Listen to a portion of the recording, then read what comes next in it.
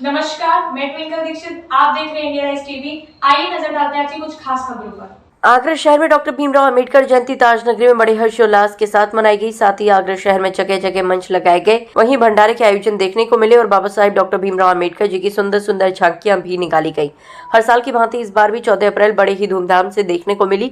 साथ ही कुछ अम्बेडकर वादियों अनुभवों ने बाबा साहेब डॉक्टर भीमराव अंबेडकर जी के वचनों पर चलने के लिए समझाया और कहा, संघर्ष करें, शिक्षित बने। आगरा शहर में सुंदर सुंदर झांकियां बाबा साहब की देखने को मिली। प्रकाश नगर, प्रेम नगर, रामनगर, गयासपुरा, बिचलेगा, जगदीशपुरा, काजीपाड़ा आदि सभी क्षेत्रों में भ्रमण किया। बारी बारी से झांकियों का स्वागत सम्मान भी किया गया। आगरा से संवाददाता अनिल पचौरी की रिपोर्ट। मैं सभी शहरवासियों को 134वीं जयंती की हार्दिक शुभकामनाएं देना चाहता हूं और सभी शहरवासियों को बाबा भीमराव अंबेडकर जी की जयंती 134वीं बहुत धूमधाम से हमारे आगरा शहर में मनाई जा रही है। और हमारे कमेटी समाज सुधार समिति प्रेम नगर के सभी भाइयों ने मिलकर के और हमारा संगठन जोड़ करके और बाबा साहब की हम जयंती मना रहे हैं और बहुत ही हमें गर्व है। युवाओं के क्या कुछ कहना चाहेंगे?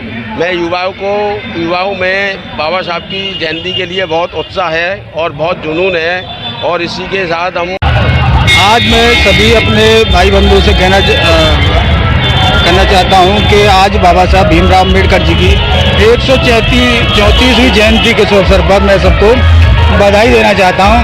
आज हमारे यहाँ रामनगर पुलिया पर एक मंच अम्बेडकर युवा संगठन रामनगर पुलिया के सभी सदस्यों का है और हर साल की बात ही इस साल भी इन्होंने बेहतरीन मंच बनाया है। इस तरह कार्यक्रम कितने वर्षों से करते आ रहे हैं?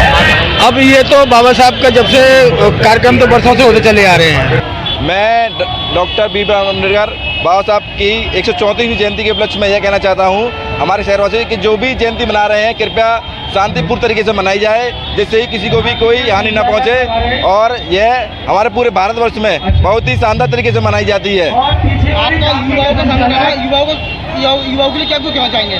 मैं युवाओं से निवेदन करना चाहता हूँ कि जिस तरह से हमारे मजदूर वर्ग के भाइयों ने ये मंच लगाया हुआ है, इसी तरह से और भी भाई शामिल होकर इस कार्यक्रम को आगे बढ़ाएं और बाबा साहब के जन्मदिन को बहुत ही अच्छी तरह से मनाएं। इस तरीके मंच आप कितने वर्षों से लगाते आ रहे हैं? इस तरीके के मंच हम कई वर्षों से लगाते आ रहे हैं और इसी तरह से हम आगे भी लगाते रहेंगे। देशवासियों को क्या संदेश देना चाहते हैं? मैं देशवासी संदेश देना चाहता हूँ कि बाबा साहेब के प्रति जो भी हमारी भावना है वो सभी देशवासियों में पहुँचे।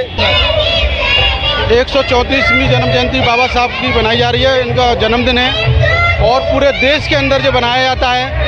और बाबा साहब ने संविधान जो लिखा था जिसमें सर्व समाज के लिए सारी दूरियां ख़त्म कर दी थी। जो भी लोग दलित थे, पिछड़े वर्ग थे, सारी समस्या ख़त्म करके सबको एक समान संविधान लिखा था। और मैं मोहल्ला सुधार समिति का अध्यक्ष हूँ और ये मंच हमारे समिति के माध्यम से चल रहा है और पूरे शहर में ये बाबा साहब की जयंती बनाई जा रही है। तो ये कार्यक्रम आप कितने वर्षों से करते आ रहे हैं? ये हमारा जो अम्बेडकर पार्क है। मैं अपने देश के समस्त देशवासियों को बाबा साहब डॉक्टर भीमराव अम्बेडकर के जन्म दिवस की बहुत बहुत हार्दिक शुभकामनाएं और बधाइयाँ देता हूँ। और मैं सिर्फ अपने देशवासियों को यही कहना चाहूँगा कि बाबा साहब को ज़रूर पढ़ें, उनके अपने जीवन में मनाएं, उनको अपने जीवन में उतारें और उनके रास्तों पर चलते हुए अपने समाज का और अपने इस देश का उद्धार करें। तो युवा पीढ़ी क्या कुछ कहना चाहेंगे? जी, जो युवा पीढ़ी बिछड़ रही है उसमें क्या कुछ कहना चाहेंगे? देखिए, युवा पीढ़ी जो है आज के टाइम में उसे एक दिशा की ज़रूरत है। युवा पीढ़ी में जोश बहुत है मगर जानकारी कम है। जब तक युवा जोश को सही दिशा में हम लोग संचालित नहीं करेंगे, जानकारी उनको नहीं देंगे, तब तक ये जो समाज में बिखराव हमेशा रहेगा। आगे पार्टी की क्या रणनीति रहेगी? पार्टी की रणनीति शुरू से ही भीम आर्मी और आज़ाद समाज पार्टी की रणनीति हमेशा समाज हित में, शोषित वंचित पीड़ितों के हित में रही हैं, SC ST OBC और माइनॉरिटी के हित में रही हैं। आज भी पार्टी जिस जोर शोर से पिछले 10 वर्षों से कार्य कर रही है संगठन और 5 वर्ष से पार्टी कार्य कर रही है, वो ऐसे ही निरंतर कार्य करती रहेगी। उसका उद्देश्य इस देश में हाशिए पे खड़े समाज को एक समान रूप से खड़े कर देश में समता और संविधान की स्थापना करना। आज जयंती का उपलक्ष्य है, आज का दिन है, तो आप देशवासियों को क्या किस तरह का संदेश देना चाहेंगे?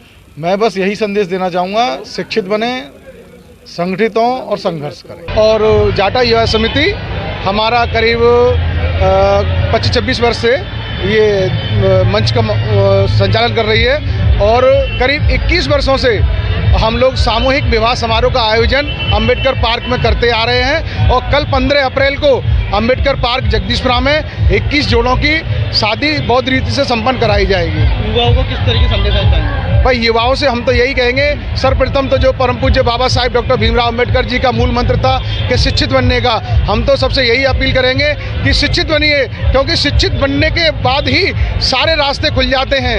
आपकी तरक्की के जितने भी रास्ते हैं वो सब शिक्षित होने के बाद ही खुलते हैं।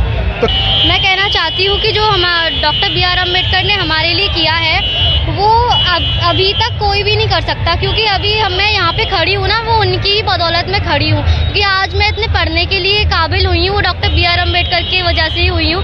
उन्होंने जो हमारे समाज के लिए किया है वो एकदम हमारे लिए भगवान की तरह है। आप अपनी ऐसी बेटियों को किस तरीके से संदेश देना चाहेंगी मंच के माध्यम से? मैं बोलना चाहूँगी कि वो लोग शिक्षित हो, क्योंकि जितने ज़्यादा वो शिक्षित होंगे ना उतने ही हमारे डॉक्टर बी.आर. अम्बेडकर का सपना पूरा होगा। कुछ आप जैसी बेटियां कुछ पिछड़ रही हैं, उनके लिए क्या कुछ कहना चाहेंगी? मैं कहना चाहूँगी कि उनको ज़्यादा से ज़्यादा पढ़ने की कोशिश करनी चाहिए, क्योंकि जब तक पढ़ेंगे नहीं ना तो आगे बढ़ेंगे नहीं वो, क्योंकि पढ़ाई ही एक ऐसी चीज़ है जिससे हम सब कुछ पा सकते हैं। आगे ताजा खबरों से जुड़े रहने के लिए हमारे चैनल को सब्सक्राइब, लाइक, बेल आइकन दबाना ना भूलें। धन्यवाद।